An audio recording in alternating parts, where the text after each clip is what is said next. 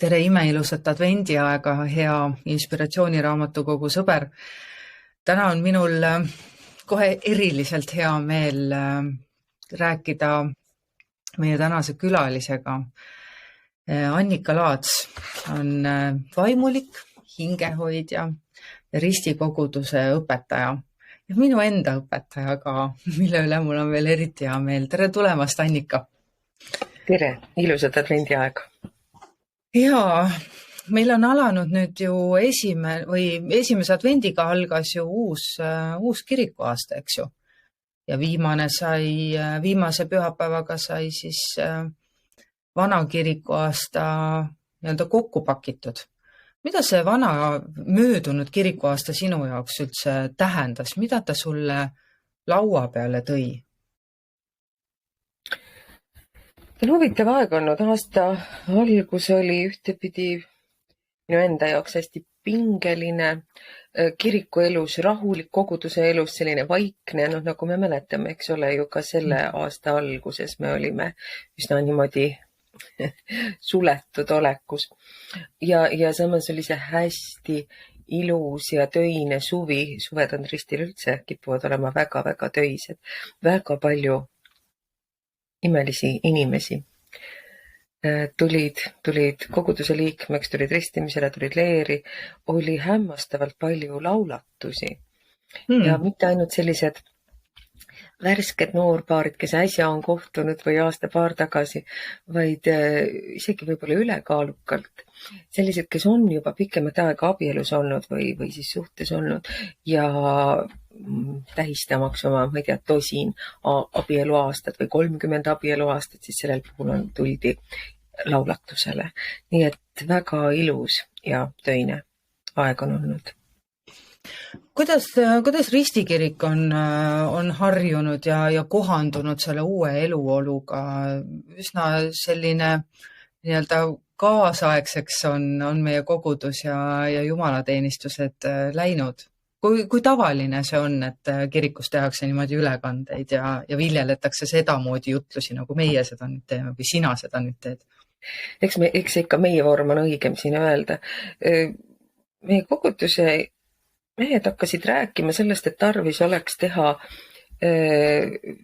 otseülekannet juba aastaid tagasi tegelikult. Esimene samm, mis nemad korraldasid, mina ise olen nii tehnikavõõras inimene, et ma olen ainult nõus, et tehke mis iganes. Ma nagu nii midagi väga enda juures, sellepärast ei muuda, ma ei tee väljagi. Kas te salvestate või filmite või mida iganes te teete. Igatahes esimene samm oli see, et hakati jutlusi salvestama lihtsalt audios, sai neid takka järgi kuulata.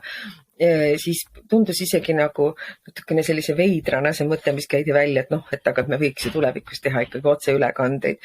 Hämmeldus oli, et miks, et inimesed äkki siis, oli ka neid mõtteid, et äkki siis ei tulda kirikusse kohale, et inimesed istuvadki arvutis ja vaatavad otseülekannet. Nii et see oli toona ainult selline jutt. Aga tore on see, et ikkagi konkreetsete tegudeni, et hakkamegi tegema otseülekandeid. Jõuti enne koroonapandeemiat, me kirjutasime projekti, saime toetust, nii et kui pandeemia algas, siis üsna ruttu me saime need asjad käima ja nüüd ta on ja ei saaks küll öelda, et inimesed sellepärast vähem kirikus käiksid. Praegu on ta ikkagi eriti oluline inimestele, kes ei saa tulla tervise pärast või ei tihka tulla või kes muul põhjusel ei jõua kirikusse, et see võimalus on olemas. Ristikogudusel on ju tegelikult tohutult palju liikmeid nagu täiesti kaugetest Eestimaa nurkadest, et igal pühapäeval nagu kohale tulla oleks tõesti mõne jaoks isegi puhtfüüsiliselt kallis. Ja, loomulikult. Tore on ka see, et tegelikult mulle tundub, et vahemaa väga ei loe, et sa võid elada kiriku kõrval, olla koguduse liige või mitte olla ja mitte kunagi tulla üle kiriku läve. Ja sa võid elada kusagil Tartumaal või Jõgeval ja käia risti kirikus, et siin kuidagi ikkagi see inimese tahtmine, igatsus tulla on suurem kui see, et ei oleks see ületatav. Annika, kuidas sulle tundub, millises olukorras üldse on aastal 2021 Eesti Vabariigi kogudused? ma arvan, nad on väga erinevas olukorras. Väga erinevas olukorras. Ilmselt on mõnel pool ikka sihuke süvenev vaikelu. Ja ma isegi paraku nüüd on ka meie omavahelisi kooskäimisi ju palju vähem kui varem. Isegi ei tea, kuidas paljudel läheb. Ja samas on kogudusi, kus on väga tegus see olemine ja väga palju võetakse ette. Aga jah, siiski peab ütlema, et on töölõike, mis on selle pandeemia tõttu ikkagi kõvasti kannatada saanud, et ega me ka lastetööga oleme nii, et me jälle suure hooga sügisel alustame, siis pisut kuhkume ära, et lapsed vaktsineerimata erinevatest koolidest, lasteaedadest kokku saada, kas võib, kas mitte. Meie noorteõhtud on sellised, nimetame mininoortekateks neid, need ei olegi noorteõhtud, me saame õhtul kokku ja oleme järgmise päeva lõunani koos söömise kõige muu sinna juurde kuuluvaga ja siis kusagil 10-11 paiku, kui on juba pime, siis oleme kirikus ka vahepeal pool tundi. Et neid me ei ole tihanud praegu jälle teha, sest see koos olemine, koos ninapidi ka ühes ruumis magamine ja kõik see. Nii et on jah, paraku selliseid töölõike, mida ei tihka praegu ette võtta, aga ma väga loodan, et me, see on juba klišeeks saanud, aga nii see on. Meile just tõdesime esimese advendi jumalateenistusel, et me peame õppima viirusega elama, mis tähendab seda, et me ei jäta tegemata asju, mis tunduvad enam-vähemgi mõistlikud. Näiteks see, et me joome üheskoos kohvid ja jutustame pärast jumalateenistust, kuigi tuleb maskid ära võtta. Kuidas sulle tundub see viimasel 2 aastal selle pandeemia olukorras? Kas see, mis see pandeemia on meiega kui inimestega teinud, ta on meid osati lähendanud, osati meid tegelikult ka väga palju kaugendanud, osati on ta ühiskonda armutult tegelikult nahutanud ja lõhestanud. Kuidas see on mõjunud inimese suhtele Jumalaga? Ma täna just mõtlesin, et kusagilt on ta ka paljastanud see pandeemia meie olukorda. Et me teadsime seda, et meil on individualistlik ühiskond. Aga see aeg on praegu kuidagi selle eriti teravalt esile toonud. Et näiteks ka nõrkade hoidmise koha pealt, eks ole. Et sa võid ärbelda, hoobelda oma tugeva immuunsüsteemiga ja sellega, et mis sind see ei murra, eks. Aga kui palju sa suudad loobuda, kui palju sa suudad nagu sammu tagasi teha, mõeldes lihtsalt üksnes ja ainult siis teistele, nõrgematele, kaitsetumatele. Et see on minu jaoks nagu see, et seda oli aimata, et see individualism on süvenenud meis. Aga kuidagi on minu meelest nüüd see hästi nagu selliseks klaariks saanud, mis seisus me omadega oleme. Aga kui sa nüüd Jumala suhte kohta küsid, mulle tundub ja ma loodan, et osaliselt selline sunnitud isolatsioon, omaette olek. Jah, öeldakse, et ta on süvendanud vaimse tervise probleeme, aga ta on pannud ka kõige paremas mõttes sügavalt endasse vaatama ja küsima elu mõtte tähenduse üle. On ääretult kurb ja traagiline, et paljud ei ole sellele vastust leidnud ja on vajunud kusagile sügavikku, aga osad on otsinud valgust, hakanud otsima rohkem seda valguse kiirt ja lähevad edasi. Ma ei saa isegi nii selgelt öelda, et nad kõik on selle leidnud. Aga jah, kiir on kusagilt läbi tunginud ja nad liiguvad selle valguse poole edasi. Ma räägin seda küllap praegu. On see minu jaoks ka nii selline oluline, puudutav. Sest meil eile oli jälle ristimine ja leeriõnnistamine, täiskasvanute järjekordne leerikursus, mis oli nüüd 2,5 kuud koos käinud. Astus altari ette ja 11 imearmast, arukat, südamlikku, väga sügava mõtlemisega inimest vanuses, ma arvan, kusagil 30–75 võib-olla isegi. kellel oli ka väga tore koos olla, koos käia, rääkida, mõtelda, lugeda, jälle arutada, väga-väga ärgas seltskond. Ja lihtsalt südamest rõõm, sellepärast ma ütlen, et ma näen, et inimesed mõtlevad, otsivad, liiguvad edasi, kasvavad inimlikkuses ja inimsuses. Sa tõid selle sõna inimlikkus sisse ja ma olen viimasel ajal väga palju ise mõelnud selle sõna tähenduse peale ja selle peale, et kuidas mulle tundub, et see tegelikult on hakanud muutuma. Et inimlikkus on niisugune naljakas sõna, et kui me räägime, öeldakse, et juht on inimlik, siis see on justkui hea.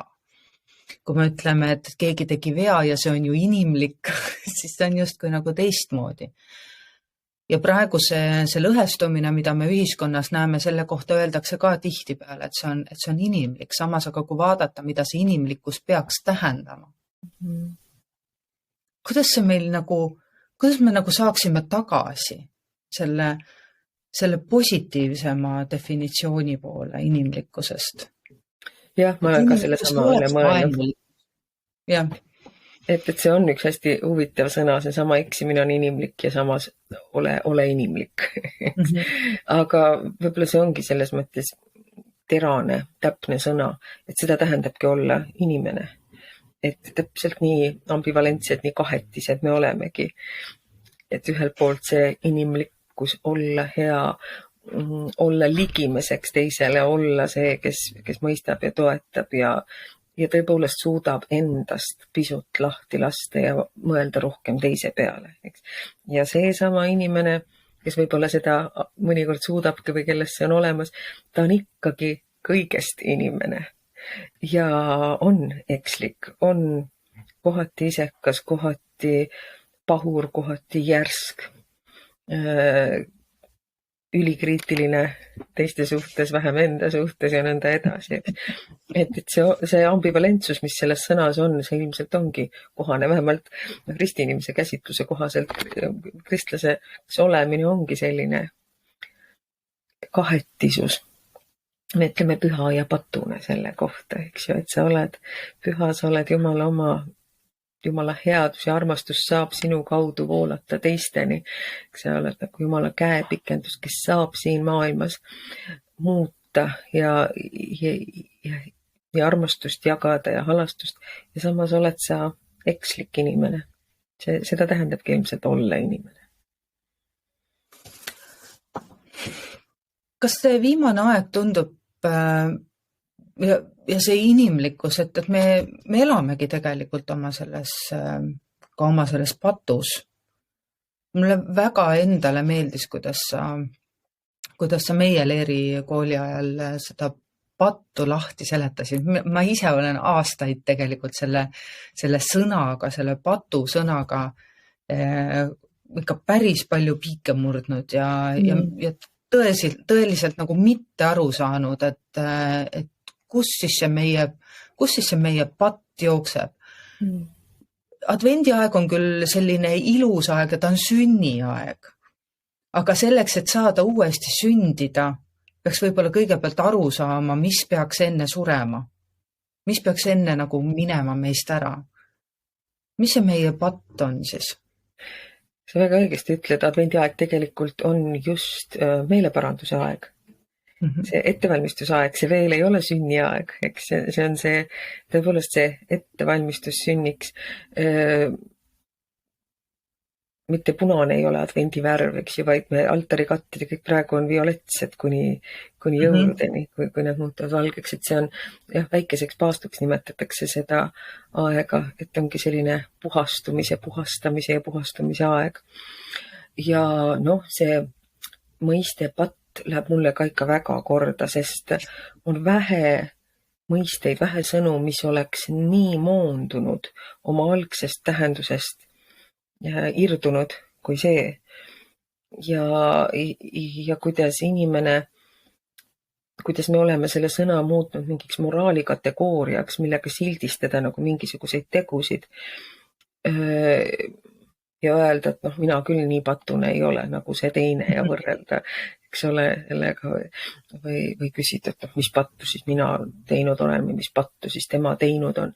Et piiblis on kristluses laiemalt patt on pigem midagi sellist meid kõiki läbivat traagilist, see on olemise kategooria, et me kõik oleme, meeldib selle pigem kasutada, et me kõik oleme katkised, me kõik oleme pisut pragulised, mõralised ja sellest tulenevalt ei suuda me enam edasi anda seda heli. Ma toon siia näiteks siis meie vana kiriku kella, millel on küljemõra sees. Ta ongi tornist alla toodud, seal altari ligidale pandud, sest tal on mõra sees, ta ei suuda enam iialgi seda heli kuuldavale tuua, mis ta algselt oli loodud kuuldavale tooma. Ja see on umbes see meie häda, see patusus, et me oleme mõranenud erinevatel põhjustel. Seal on sellist päritud paratamatust, mõnes mõttes võib siis öelda nagu siuke, et see on meie saatus olla pisut katkised või liimist lahti. Ja sellel kõigel on oma järg. Me teeme selliste katkistena, anname kuuldavale valesid helisid. Me ei tee neid asju, mida me võiks teha, milleks me oleme mõeldud siin maailmas. Aga selles, see ei ole ainult süü, see ei ole ainult meie süü, vaid selles on meie oma traagika, et me ei suuda olla need, me ei jaksa olla, me ei oska olla need, kes me olla võiksime ja kes me olla tahaksime. Sest see on ju selline asi, et kui sa mõtled, ma leirikoolis nagu küsin seda, et kas sa oskad ette kujutada paremat iseennast, kui sa oled. Absoluutselt kõik oskavad seda ette kujutada. Me ju unistame sellest, me tahaks olla paremad, tervemad, õnnelikumad, mida kõike, eks. Ja asjad tulevad välja ikka sellised natukene poolikud. Et see on nagu see patu sügavam tähendus, mitte 1 või 2 või 3, 4 tegu, mida ma teinud olen, vaid see, et me tahaks olla need, me võiks olla midagi muud ja ei jaksa, ei oska seda. Ja see on see, kus tuleb see püha sõnum keskele, et miski, mis võib meid, nagu sa ütlesid, miski vana peab surema ja midagi uut meis sündima. Et need ei ole kosmeetilised parandused, vaid see uus olemine tahab meist nagu esile kerkida, sündida. Arvad sa, et on võimalik üldse saada päris terveks, nii-öelda siis patust vabaks? Siin ilmas kindlasti mitte, aga saab olla teekonnal. See tervenemise, paranemise protsess, see on nagu hästi oluline. Ja see on ühtlasi ka kasvamise, inimeseks kasvamise protsess. Me, nagu tavaline arusaam, eks ole see, et me ju kõik oleme inimesed. Eks? Aga mulle hästi meeldib see, et me tegelikult alles kasvame inimeseks, selleks, mis inimene olla võib. Ja mis ta ka olema peaks, ütleme looja, visioon meist. Ja selles on see õnnelikkuse moment ka, mitte ainult moraalne kohustus olla parem, vaid olla tõepoolest tervem, terviklikum, õnnelikum. Jah, ma arvan, et see on protsess, mitte kindlasti selline, et kogu aeg aina kõrgemale, aina paremaks. Pigem mõnda selline mitte mõõdetav, parem on, kui me ei mõõdaks, ei kraadiks enda inimeseks olemise saavutusi, eks. Vaid kuidagi ka selline puhtamaks saamine ja võib-olla selle protsessiga käib kaasas see, et üha vähem sa vajadki nagu juurdlemist selle üle, et kas ma ikka olen parem või kas mul ikka kuidagi edenen sellel teekonnal, eks. Et see on tegelikult ka enesest vabaks saamise protsess. Et rõõm teeb ju vabaks. Armastus teeb vabaks. 2 inimest, kes teineteisesse armunud on, nad ju näevad nagu teineteist, näevad seda teist inimest rohkem, mõtlevad teise peale, eks. Et selles on see kusagilt see iseenese koormast vabaks saamine, selles kasvamises, selle osa. Sa ei pea nagu oma naba nokitsema kogu aeg, vaid pigem saama vabaks ja rõõmsaks teiste jaoks. Hästi kerge tunne on see. Samamoodi peaks ju olema ligimese armastus, täpselt see, millest sa just rääkisid, et mõelda pigem teiste peale. huvitav, kus see piir jookseb? Tavaliselt lennuki peal ju öeldakse, et kõigepealt tuleb endale panna hapnikumask ja siis teistele. Jah, lennukis see on, eks ole, natukene alati selline ehmatav, kui selle peale mõtled, et kas ma päriselt ka suudan seda, et kui mul laps kõrval istub, kas ma päriselt ka suudan mitte talle hakata panema, loodame, et me keegi ei pea seda järgi proovima kunagi oma elus, eks. Aga see on selline sealt veider asi. Ja küllap see on loomulikult niimoodi õige. Aga mis mulle ei meeldi, mille üle ma olen ka palju mõelnud, on see, et ennem peab ikka oma klaas täis olema, alles siis saad teisel täitma hakata. Mul on küll tunne, et seda nagu ära oodata, millal mu oma klaas nagu täitsa täis on. Siis jäävad teiste klaasid jäävadki tühjaks. Et see ei ole, need ei ole nagu isoleeritud anumad. See ongi ju tegelikult ühendatud anumate süsteem. Minu anum on teiste anumatega ühendatud ja sa ei saa jääda täitma enda oma, sest see ei saa kunagi täis. Ja mis siis on, kui ta nagu täis on, siis hakkad vaatama, kas teised veel elus on või. Et ta on ühendatud anumate süsteem ja see on hästi imeline, ma oma hingehoidja töös seda nii palju olen kogenud, et kui sa annad välja, sa saad ise tohutult tagasi. Ütlen, et mul on meeles mingid konkreetsed hetked oma Diakooniahaigla tööst hospiitsosakonnas, surijate osakonnas, kus ma hingehoidjana lähen mõne inimese juurde, kelle puhul on teada, et surm on ligidal. Ja ma olen seal pool tundi või tund selle inimesega koos ja tulen palatist välja ja mõtlen, et armas aeg, kes nüüd praegu aidatud sai? Et mul on nii hea rõõmus, tõesti selline meeli ülendav tunne mõnest sellisest kohtumisest, et sa mõtled, et see on minu töö ja ma läksin sinna temale toeks ja tegelikult ise olen nii tohutult palju sellest saanud. Et see kindlasti on selline ühendatud anumate süsteem ja ongi see, et kui sa annad ja jagad, sa saad täidetud. Oluline on see, et me ei laseks juurde mingisugust sellist märtri rolli endale või ei võtaks seda, et näed, mina olen see, mina üksi pean rabama, eks üks on loll ja teine laisk ja mina siin üksinda, eks. Et seda peab enda juures nagu jälgima. Siis on ilmselt aeg midagi teha, midagi natukene muuta, kui hakkab selline tunne tekkima, et näed, mina siin nüüd kõiki aitan ja kus on siis tänu, eks ju. Et seda tänu on jah, nagu võib-olla parem mitte otsida ja taotleda. See on hästi tore, kui see tuleb, see on hästi armas ja südant soojendav.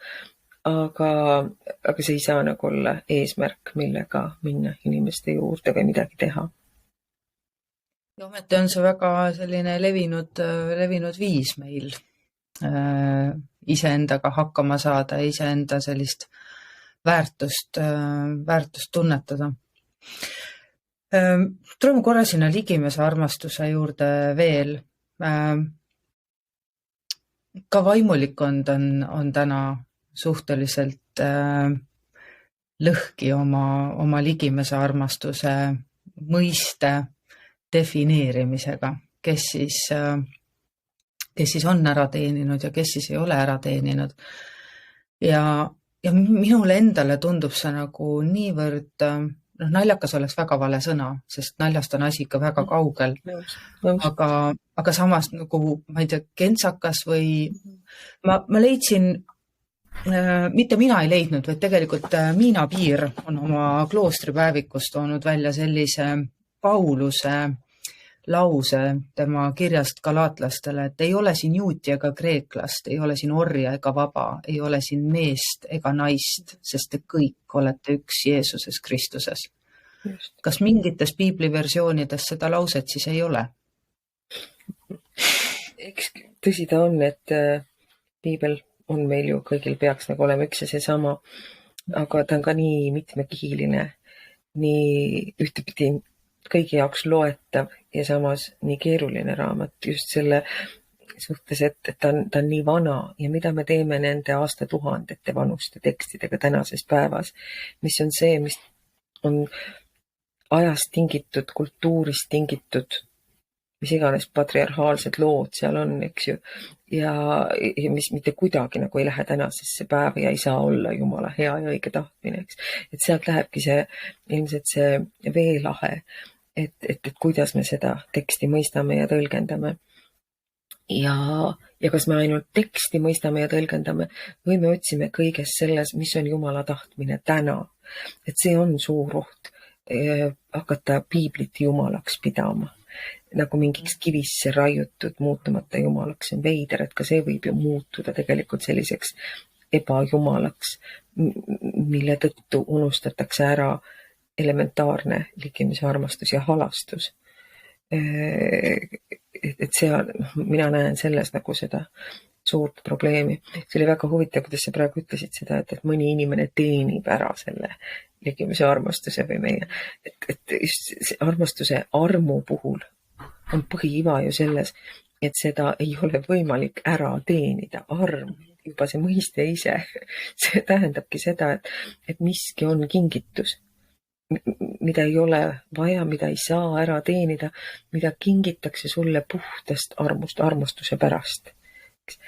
Ja me saame sellest sageli aru kõige paremini siis, kui me mõtleme oma laste peale, kes ei pea ära teenima, välja teenima meie armastust, meie tähelepanu. Võtta see sama vastsündinugi, eks ju, kes võib-olla ööd ja päevad millegi tõttu karjub ja mitte midagi ei tee, millest oleks kasu, mis oleks kuidagi eeskujuks täiesti kasutu, eks. Ja me ei küsi talt mitte midagi, ta on puhas rõõm ja me kannatame ära kõik asjad, mis kaasnevad tema tulekuga, kõik nähtused ja sündmused, eks, ja on puhas armastus ja me toidame ja hoiame ja peseme ja vaatame talle otsa ja rõõmustame temast, eks ju, kogu aeg. Ja ta tunneb seda ja kui ta tunneb seda, et ta on oma emale ja isale rõõm, siis ta õpib sulle vastu naeratama ja kõike seda jälle niimoodi vastu peegeldama, see rõõm aina suureneb. Et see võiks olla see nagu kuidas, see nagu arusaam sellest, kuidas Jumal inimest vaatab ja kuidas ta talle tahab armu anda, halastada mitte välja teenitult, vaid puhtalt sellepärast, et sa oled inimene, sa oled Jumala laps, eks ju. Ja see on midagi, mida me inimestena kunagi lõpuni ei suuda.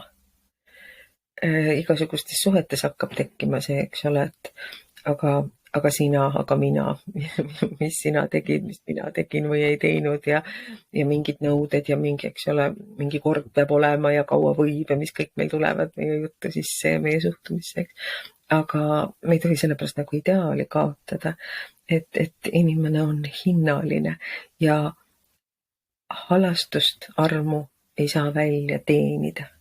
Ja see on midagi sellist, et mul on vahel tunne, nagu meil oleks mured Jumala armu tagavarad on kuidagi piiratud, et me ei tohiks nagu liiga heldelt välja jagada või peaks kuidagi rangelt natuke suu kokku kriipsuks pigistama ja siis vaatama, et ega veel moosipurgid enne kevade tulekut otsa ei hakka saama, et vaatame, kellele me siis jagame, kellele me siis ei jaga, eks. Hoiame näpuga järge ja armastus ei saa kunagi halba teha. See, mida me inimestele, halastusarm, see pigem jahmatab inimesi ja muudab neid. On täiesti veendunud, et see kogemus, armukogemus on ainus, mis neid väga raskes või keerulises olukorras inimest muuta võib. Tingimusteta armastuse kogemine on midagi, mis on nagu, mida katkised õnnetud inimesed enam mõnikord oodatagi ei oska. Ja kui see talle osaks saab, siis see on tegelikult midagi tohutult kaalukat ja olulist selle inimese elus, et see võib tuua mingi muudatuse või isegi kui see ei too muudatust, see võib mõne õnnetu katkise inimese jaoks olla elu kõige erilisem ja väärtuslikum hetk, kui ta kogeb lihtsalt headust, hästi selget, helget headust. Samas jälle, mida katkisem on inimene, seda vähem ta oskab seda välja anda, seda tingimusteta armastust.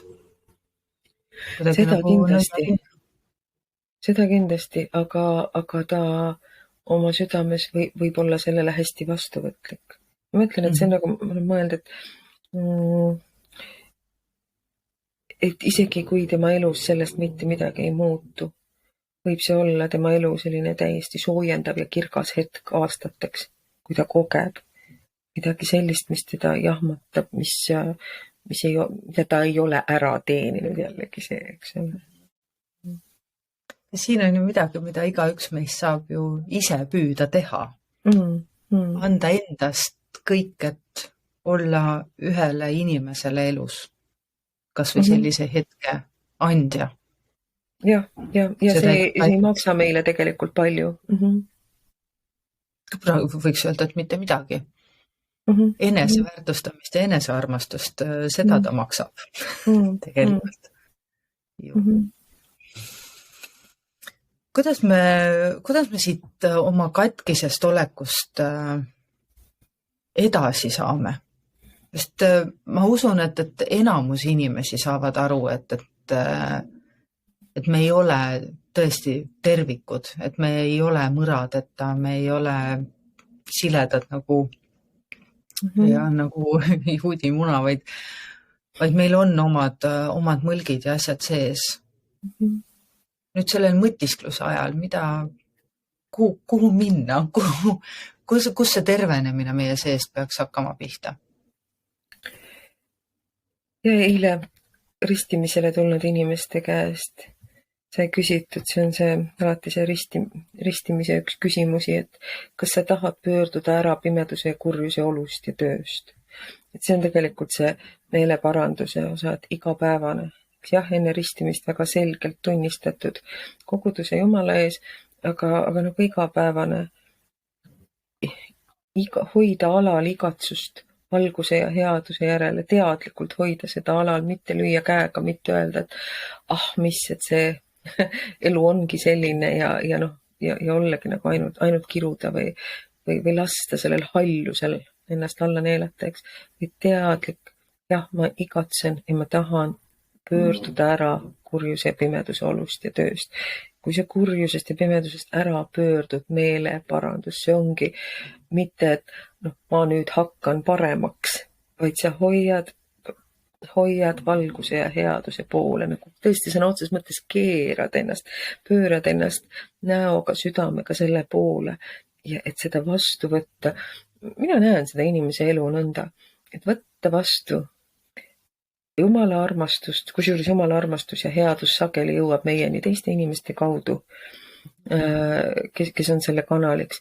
Võtta vastu ja anda edasi, see on jälle see ühendatud anumate süsteem, et võtta vastu, anda edasi, mitte lasta nagu sellele enda sisse kopitama jääda, vaid et kogu aeg see elad sellest ja jagad seda. Ja see on kõigile võimalik, ükskõik kus sa oled, ükskõik mis tööd sa teed, see hoiak, see teadmine, et jah, me olemegi, see on kummaline see Luteri väljend, aga et nagu torud, mis seda edasi annavad, eks ju, millest see läbi voolab. Ja sa saad ise sellest kõigest niivõrd, see toru saab nii rõõmsaks, nii helgeks tegelikult ise ka selle protsessi sees olemisest, selles vereringes või veeringes sees olemisest. Tegelikult saad sa ise ka väga toidetud ja hoitud. Kas see, mis sa praegu räägid, see toruks olemine, Jumala headuse edasiandmine, kas see aitab või kuidas see aitab meil sellistel aegadel ka nii-öelda mitte ainult inimeseks jääda, aga ka nagu mõistuse juurde jääda, teha targemaid otsuseid siis? No, või on see oluline? Mulle meeldib su taust ja kõik need raamatud, mille taustal sa praegu oled, et ma arvan, et me saame ju teadlikult ka hoida oma mõistust virgen ennast mõtlevana, ma pean seda hästi oluliseks, lugeda ja rääkida inimestega head kunsti, mitte ainult nautida, vaid nagu sellega tööd teha, eks olgu see siis teater või film või kujutav kunst, eks ju, et ennast väga virgena hoida, seda on küll hädasti vaja, ma arvan, meil kõigil. Ja just jah, ma ütlen seda nagu, et seda ise, ütleme, raamatute puhul lugeda, aga ka arutada. Et seda omavahel jagada. See on meil tulnud välja hästi ka nüüd siin leerikooli jooksul, kui me räägime sellest, et milleks on vaja kogudust, et miks ma ei võiks lihtsalt iseseisvalt olla üksinda kristlane, eks ju. Lugeda, mõelda omaette kusagil üksinda metsas Jumalaga rääkida, see kõik on hea ja tore. Aga kui võrratult palju põnevaid tahke, uusi mõtteid, uusi nägemisviise saab siis, kui me kohtume ja oleme ühe laua taga ja räägime, kui ühte sama teksti on lugenud 10 erinevat inimest. Erakordselt põnev on see.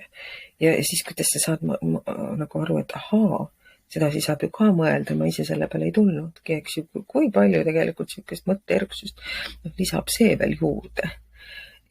Need uued teistsugused vaatenurgad, eks ju, kuidas üks tekst, üks väikene lühike tekstki võib avaneda 10 erineval moel, eks, ja mõni asi tundub sulle võõristav, aga jällegi mõtled, tõesti huvitav, et tema näeb seda niimoodi, eks, võib-olla tõesti. Et ma arvan, et nagu see on, need on asjad, kus meil tuleb tegeleda enda vormis hoidmisega, eks, et me ei manduks ära, on ju, nagu latt natuke kõrgemale panna ja lugeda, mõtelda, rääkida, arutada, otsida, leida. Mida sinule meeldib lugeda? Oi, mul kõrval siin raamatud, nagu see öökapi virnad on rohkem, eks ole. Ma loen palju ilukirjandust, aga siis mul on alati käepärast ka mõned on sellised lemmikud, mida ma ikka ja aina sirvin. Ma loen natuke võib-olla liiga vähe võõrkeelset kirjandust, aga tütred on siinkohal ka suureks abiks olnud ja kinkinud selliseid head esseistikat inglisekeelset, mis hoiab ka jälle nagu kuidagi avardab seda pilti tänapäevast niisugust esseistikat ja pisut kriitilist kirjandust ja nõnda. Nii et jah, ma võib-olla loen vähe seda, mida peetakse niisuguseks nagu eneseabiõpikuid, neid ma loen suhteliselt vähe, aga ma olen päris veendunud, et teoloogiline kirjandus, teoloogia on ääretult suur abi ka iseenesele. Et see on see, miks võib-olla see tavapärane eneseabi ei jõua väga mu lauale, et mõeldes läbi, kui ma mõtlen Jumalast, siis ma mõtlen olemisest, inimeseks olemisest üldse kõige laiemas tähenduses. Ja mida see tähendab minu jaoks ja kes mina kõige selle keskel olen. Nii et see kahtlemata on suur abi ka iseenesele. Ka siis, kui ma jutlusi, eks ole, kirjutan, valmistan ette, ma ju räägin ikkagi asjadest, mis mul endale korda lähevad. Et ma ei saa pidada jutlust asjadest, mis mind ennast mitte kuidagi ei puuduta. Muidugi seal on see risk, et võib-olla see läheb ainult mulle korda ja kellelegi teisele läheks, aga kui see isegi mulle ei läheks, siis oleks palju tahta või loota, et see veel kellelegi pihta läheks ja midagi muudaks või. Annika, mille eest või kelle eest või mille pärast või kelle pärast oled sa viimasel aastal kõige rohkem palvetanud? Loomulikult olen mina ju ka ennekõike inimene, kellel on perekond. Eks. Laste pärast nende koha pärast siin elus, et nad leiaks ennast, et neil oleks nagu sisemist rahu ja selgust ja kindlust ja et nende valikud, mis nad on igatsenud ja tahtnud, võiks korda minna, kindlasti see. Vanemad olid mul koroonas siin mingi 1,5 tagasi, eakad vanemad terviseriskidega, jah, loomulikult, need on need asjad. Aga jah, siis on olnud jätkuvalt väga palju meil eestpalves inimesed, kes on erinevate onkoloogiliste ja hematoloogiliste haigustega ravil kriitilises seisus nende pärast. Kindlasti palju palvetatud. Aga vast ka laiemalt niimoodi üleüldse meie rahva pärast, meie rahva vaimsuse pärast, meie rahva sügavuse pärast, et meil oleks sügavuti minevaid mõtteid, et meil oleks armastust, et me ei upuks ära oma pimedusse ja isekusse, kurjusse, et me ei läheks ära kurjaks kättega, see on asi, mis kõigis võib see juhtuda. Eks me mitte keegi ei ole sellest ohust priid. Üleolek, arrogants. Me kõik oleme sellest ohustatud, seda peab nagu kogu aeg hoidma alal seda alandlikkust ja paluma seda iseendale ja teistele. Ma ei olegi selle peale kusjuures niimoodi mõelnud, et me keegi ei ole sellest ohust priid. Tundub väga hea selline advendiaja sisekaemuse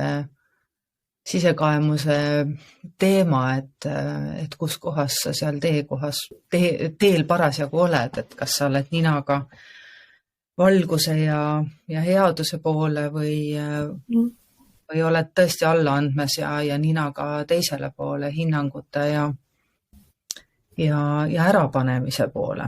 Ja ma arvan, et see on nüüd see koht, et nagu mingi füüsikaseadus ilmselt, et kui me teadlikult ei mõtle sellele, siis me vajume porisse, siis me vajume pimeduse suunas, me lihtsalt vajume ära.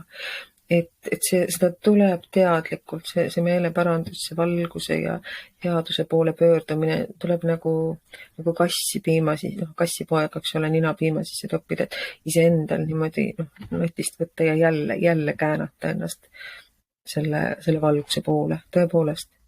Sest iseenesest toimub pigem tagasilangus. Ma alati ütlen seda ka jällegi nendele, kes kogudusega liituvad, kes leeris käivad, ristida lasevad, et see peab olema teadlik, alal hoitud harjumus, peaaegu et harjumuseks muutub, aga nagu selline sisemine distsipliin hoida ennast headuse poole, sest nagu paigalseisu ei ole ka vaimses elus, vaimulikus elus. Et kui sa edasi ei liigu, siis sa vajud tagasi, paratamatult sa vajud. Ja see tuleb iseenesest. Aga edasi minek, see nõuab kättevõtmist, energiat, püüdlemist. See on nii kummaline, eks ju, et öelda, et igatsust tuleb alal hoida, igatsust tuleb toita, eks. Et me ei väsiks igatsemast. Jumala järele, üksteise järele, selle sama inimeseks olemise järele, headuse, valguse järele, et me ei väsiks igatsemast. Sina, Annika, ei ole endale selles elus küll valinud kerget teed. Ma arvan, et sa oled üks nendest eestlastest, kelle nimi ja tegevused ja väljaütlemised ei jäta mitte kedagi külmaks, et sinu vastu neutraalne olla on väga keeruline. Kuidas? Sellepärast, et sul on kuidagi mingisugune, ma ei tea, 3-meetrine tohutu sära energiaga missioon seisab sinu selja taga. Vähemalt see on see, mis paistab välja. Sinu selle missiooni seina sisse on graveeritud kõik inimesed, olenemata sellest, missugused, mis värvi, mis käelised, mis suundumustega, lihtsalt inimene, ühe sõnaga inimene. Sul on sinna sisse graveeritud vaikuse lapsed, sul on sinna sisse graveeritud tohutult palju igasuguseid erinevaid asju, mida sina oled iseenda peale ja iseenda tööks võtnud. Kust sina, Annika Laats, võtad oma tugevuse? Lihast ja luust inimene ikkagi oled ju sündinud siia ilma ühel konkreetsel päeval. Nii nagu me kõige selle, mis sa rääkisid, tegelikult on see asi ju ikka oluliselt tavalisem, selles mõttes, et ma ei käi nagu ringi, et mina ei tea ise sellest midagi, mis sa räägid, et mis aupaiste ümber on. Sellest ma olen küll aru saanud, jah, et Meelis Sült kunagi ühes ajalehe intervjuu nupukeses mainis seda, et üks kõige armastatumaid ja vihatumaid kirikuõpetajaid. Ma saan aru põhimõtteliselt, et küllap see niimoodi on, aga ma nagu ei käi sellise teadmisega ringi, et mul nüüd mingi sära või ma üldse ei eelda, et kõik inimesed peaksid mind tundma. Täiesti normaalne, tegelikult ei tunne. See võib-olla mu lastel või lähikondsetel tundub niimoodi, et see ei ole üldse teema mu jaoks. Ja võtta, see on nüüd jälle eilne päev mul niimoodi veel nii lähedal, et leerikõnes ma võtsin ristimise leerikõnes Johannese evangeeliumist Jeesuse sõnad, et mitte teie ei ole valinud mind, vaid mina olen valinud teid, et te läheksite ja kannaksite palju vilja. Et need ei ole nagu asjad, mida mina oleksin valinud, vaid ma olen tohtinud kasvada nõnda, et need asjad on tulnud mu juurde ja et kusagilt on siis Jumal andnud sellise rahu või kindla teadmise, et jah, nende asjadega tuleb tegeleda. Needsamad vaikuse lapsed, eks ju. Ei mina ega meie kogudus ei mõelnud välja vaikuse laste rahupaika. Poleks iial selle peale tulnud. Üks perekond võttis ühendust ja ütles, et Eestis oleks seda väga vaja. Ja nendel puhkudel muidugi ma oskan öelda ka ei mingitele kutsetele ja asjadele, aga mingid asjad on elus, millele sa tunned, et vaat siin ei saa ei öelda, et see jah on sinu sees nagu nii selgelt olemas, nagu see väga ei kalkuleerigi, mis see endaga kaasa toob või kui palju see võtab, on mingid olukorrad, kus sa ei saa öelda, et ei, see mind ei puuduta või mul on tähtsamatki praegu teha. Sa vakatad mõnes mõttes ja need hetked jäävad sulle eluks ajaks meelde, kus on mingisugune asi alguse saanud, millest sa veel ei teagi, mis see kõik kaasa endaga toob, eks. Ja siis mul on laste haiglasse hingehoidjaks tööle minek jällegi, ma mäletan seda hetke, kui Naatan Hammer mulle helistas ja ütles, Annika, et mulle tundub, et sina oled see inimene, eks. Ma kusagil nagu tundsin seda, et nüüd Jumal on mu kätte saanud. Et mina, kes ma kunagi omal ajal lastearstiks õppisin ja siis ei läinud, eks ju, jätsin pooleli. Ja sa tunned, ja see on siuke tohutult ilus tunne tegelikult. Ma mäletan seda hetke, kui ma mõtlesin, et ma muidugi ütlesin Naatanile, ma pean kõigepealt perega rääkima kodus, aga oma südame põhjas ma juba teadsin, et jah, see on asi, mida, see on minu tee, eks ju. Või pagulased või mida. Et sa pigem tunned seda, et kui sa ütled ei sellele, siis sa kaotad iseenda. Küsitud palju mu käest, et sest on olnud just kiriku sees ju väga keerulisi aegu. On küsitud mu käest palju, et kas sa ei karda. Ja ma olen nagu mõelnud selle üle, et mida siis nagu peaks kartma. Et kui ma ütlen, et ma kardan Jumalat, siis see tähendab seda selles kontekstis, et ma kardan nagu mööda panna või kuidagi mööda hiilida sellest, mis on antud mulle käia siin elus, mis teeb. Just see ongi see inimeseks olemine, inimeseks saamine. Et tegelikult inimene on õnnelik siis, temaga on viimselt kõik korras siis, kui ta teeb neid asju, mis on nagu tema jaoks valmistatud, kus ta saab olla, kus kõik see, mida Jumal seni sulle andnud on, see saab nagu täie rakenduse, see saab nagu õide puhkude vilja kanda, eks. Ja sa tunned, et sa teed õigeid asju, ükskõik kui raske see on, kui kurnav see on, et sa teed nagu neid asju, mis on sulle loodud.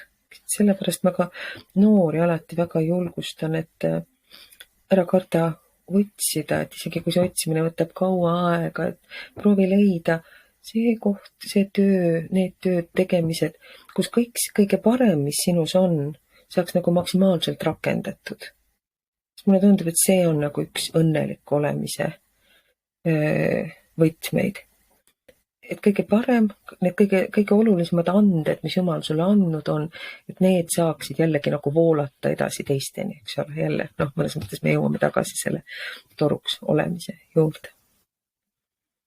Mulle sellega seoses meenus üks ütlemine, mis puudutab inimeste vahelisi suhteid, eriti paarisuhteid, et su õige kaaslane on sinu jaoks see, kes toob sinus välja parima.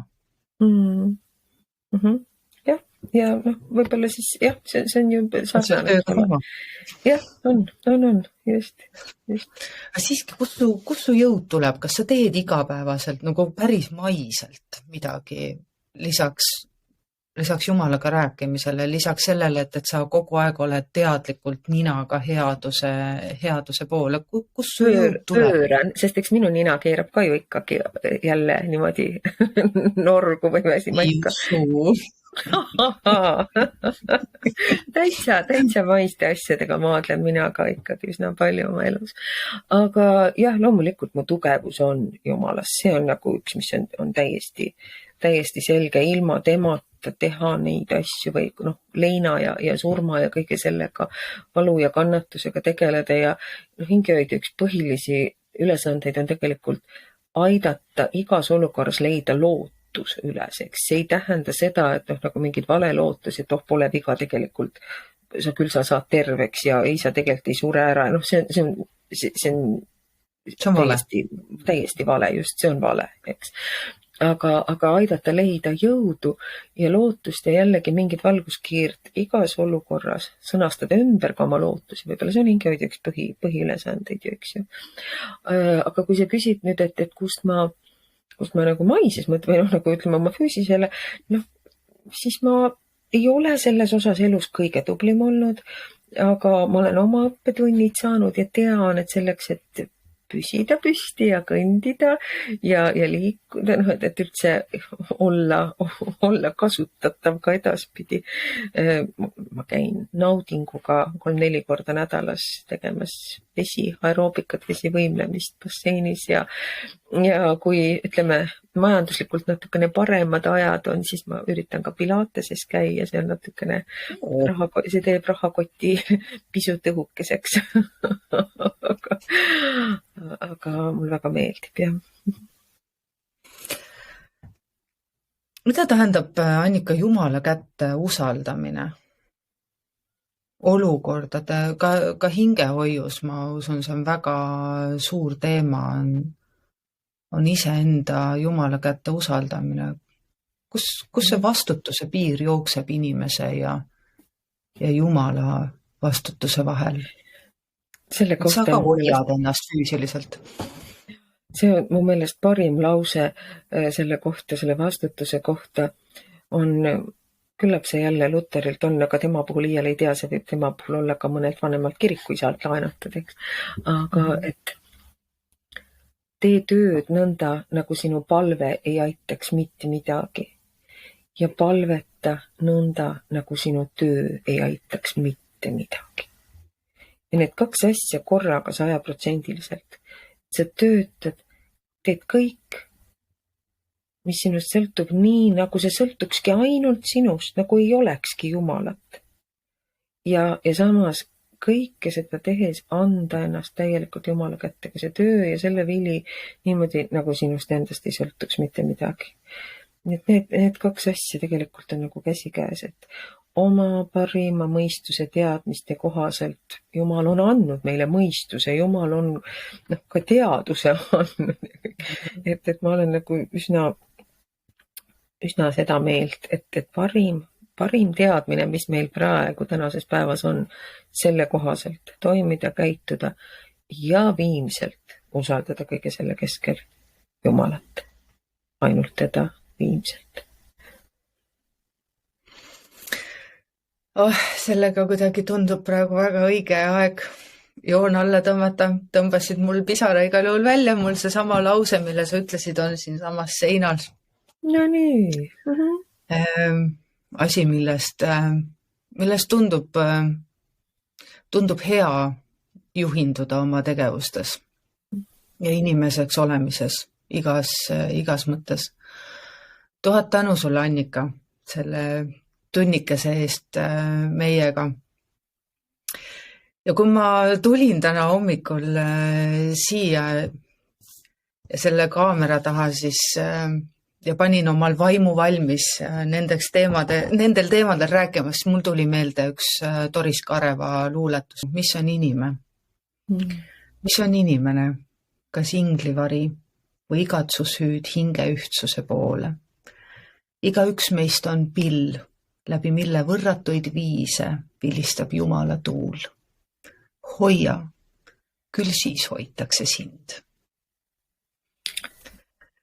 Selle peale mina ütlen aamen. nii on, see on tõesti tõsi. Ja väga ilusat advendiaega kõigile, kellega nüüd niimoodi silmast silma nägemata ometigi siis kaudu kokku puutume ja olge hoitud ja hoidke, sest siis hoitakse ka teid. Nii on. Kõike hääd ja kohtumiseni, rõõmsate kohtumisteni silmast silma päris elus ka. Jah. Ristikiriku uksed on avatud 2. ja 4. pühapäeval igal kuul. Ja advendi ajal vist, eks ju igal pühapäeval. Päris igal ei ole, 5. ei ole teenistust, aga jah, jõulude ajal siis ju jälle rohkem, siis ju jälle kohe tihedamalt. Ja kui ei saa ise kohale, siis Facebook aitab meid ka laivide vaatamisega. Aga seniks tõesti ilusat sisekaemuse ja enese sissevaatamise aega ja peatselt siis jah, on tegu meil sünniajaga, milleks siis saab praegu ennast ilusti ette valmistada. Rahu südamesse ja väikest päevadesse ja lund põrandale. Näeme varsti jälle.